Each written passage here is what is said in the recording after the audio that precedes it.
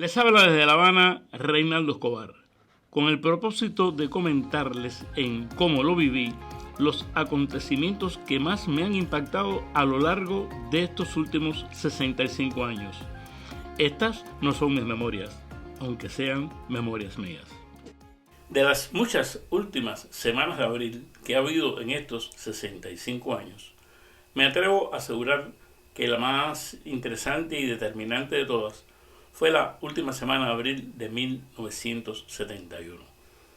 En esos días es que los historiadores han determinado que se le da comienzo a lo que luego se ha dado en llamar el quinquenio gris. El quinquenio gris se relata como 5 años de pesadumbres culturales en el país, en donde fueron perseguidas las personas que no comulgaban directamente con la política cultural del gobierno, donde se planteó un término que se llamaba la parametrización, es decir, meter en parámetros a las personas que estaban vinculadas al tema cultural, y allí fueron expulsados de sus centros de trabajo y eliminados de cualquier tipo de presencia los homosexuales e incluso también personas de vocación religiosa y, claro está, la gente que había hecho críticas al gobierno. Abril de 1971 tuvo antecedentes.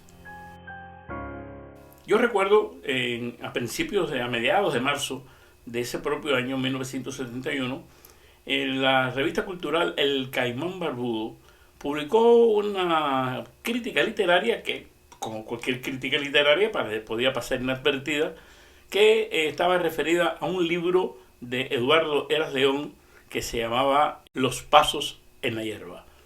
Los Pasos en la Hierba era un libro de cuentos que había ganado una única mención en el concurso Casa de las Américas de ese año. Y esta crítica literaria, firmada por un señor llamado Roberto Díaz, del cual realmente no he tenido más noticias nunca, Roberto Díaz calificaba el libro de Eduardo Eras como un libro prácticamente contrarrevolucionario. Eduardo Eras era compañero mío en la escuela de periodismo, fue profesor mío en la escuela de periodismo, fue la persona que nosotros los estudiantes estábamos proponiendo como candidato a presidente de la FEU, militante de la juventud, combatiente de Girón, una persona realmente que estaba en la cima de las posibilidades para desarrollarse como lo que él quería ser, un escritor o un periodista. Pero después de esta crítica, un buen día pasaron por las aulas a decir que Eduardo Eras había sido expulsado de las filas de la Unión de Jóvenes Comunistas, que ya no era el candidato de la escuela para ser presidente de la FEU,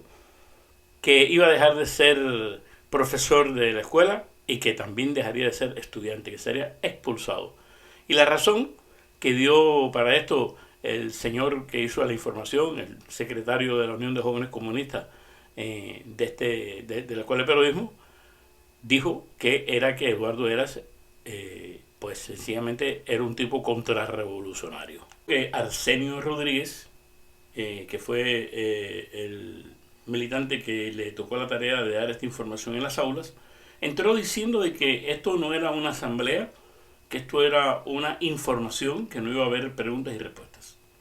Pero después que él dijo eso, este estudiante incómodo, que se llama Reinaldo Escobar, levantó la mano para decirle que yo no estaba de acuerdo con eso, porque Eduardo ni era contrarrevolucionario, ni por haber escrito ese libro no tenía que haberse tomado estas decisiones.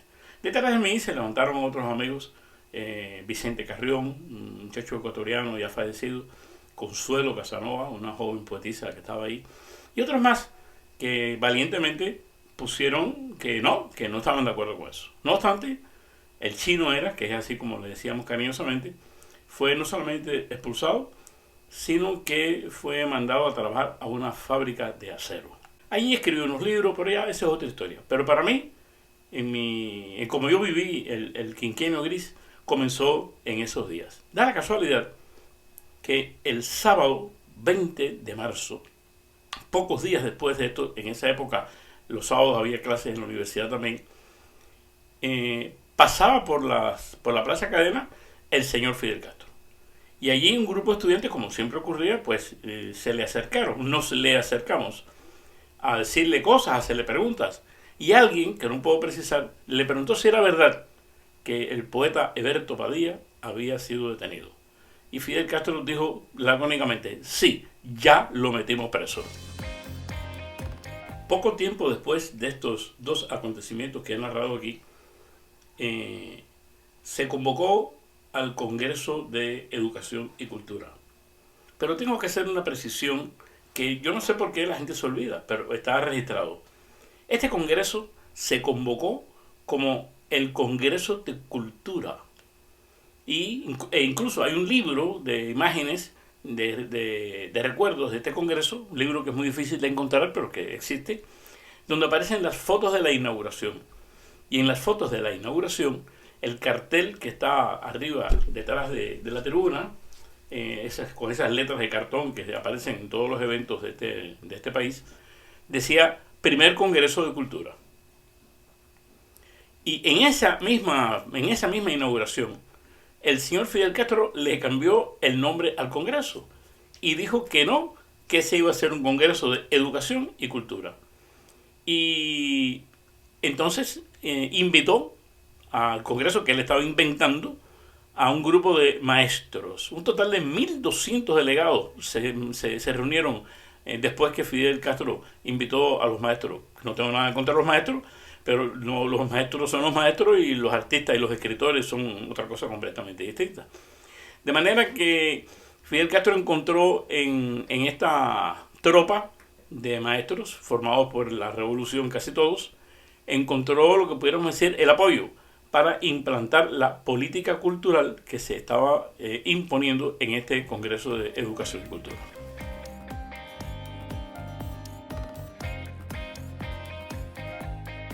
Se le atribuye al notable intelectual cubano Ambrosio Fornet la expresión de quinquenio gris para calificar estos años, que están, claro está, como todo quinquenio, desde el 71 al 76, porque en el 76 fue que se proclamó el Ministerio de Cultura, donde pusieron al frente de eso a Armando Jardávalos. Sin embargo, poca gente recuerda o recapacita en el hecho de que en 1975, cuando ya se conocían todas las atrocidades que habían pasado en este quinquenio, en el primer congreso del Partido Comunista se elabora una tesis sobre la cultura nacional, cuando dicen que el análisis del desarrollo educacional de nuestro pueblo encontró un escenario propicio para debatir y acordar puntos básicos de nuestro proceso cultural en el primer Congreso de Educación y Cultura. Maestros, escritores y artistas ratificaron su decisión de luchar permanentemente por la extensión y profundización de una cultura de las masas, por hacer del arte un arma de la revolución. Eso está en el primer Congreso del Partido en el año 75. Y ya en el 76 se sabía que había sido un error. Bueno, en ningún otro Congreso del Partido han hecho la crítica de este Congreso. La parte que me tocó vivir del quinquenio gris fue que después que expulsaron a Chinuera, después que metieron preso a Padilla, después que pasó lo que pasó, después del Congreso, pues en la universidad hicieron una especie de depuración política en la que a los estudiantes que habían manifestado algo que no les gustaba al poder fueron sencillamente sancionados. Hubo muchas sanciones, entre ellas la de separación de la universidad, otros que, como fue mi caso, condenado a estar 2 años en un plan agrícola para luego tener derecho al título universitario. Y así varias condenas de ese tipo. La mía se concretó después de apelaciones y discusiones con el decano de la universidad, con varias personas, en que yo iba a pasar un año como periodista en Camagüey, en la columna juvenil del Centenario, que es el antecesor del Ejército Juvenil del Trabajo. Allí, en eso se concluyeron mis sanciones. Esta fue la manera en la que yo viví el quinquenio gris. Recuerdo que entre las acusaciones graves que se me hacían, aparte de que yo era una persona inmadura, autosuficiente e hipercrítico, eso está en acta, decían también que yo tenía tendencia a la literatura, lo cual parecía imperdonable. Medio siglo después de todo eso, yo tengo que reconocer que las acusaciones, algunas acusaciones, eran bastante ciertas. Es decir, sí, la autosuficiencia es un rasgo de mi personalidad, también la vanidad. Hipercrítico, sí, fui hipercrítico con el sistema, porque ser un poquitico crítico ya en el entorno que él era ser hipercrítico. Lo de la tendencia de la literatura es algo que tengo que agradecerle. Realmente esa es una sanción que tenían que haber puesto los escritores por atrevidos, porque en definitiva yo había escrito 2 o 3 malos poemas y todavía no me había atrevido a escribir de verdad. Pero bueno, la tendencia era cierta. Así me despido, esperando encontrarme con ustedes aquí en Como lo viví cada viernes de este 2024.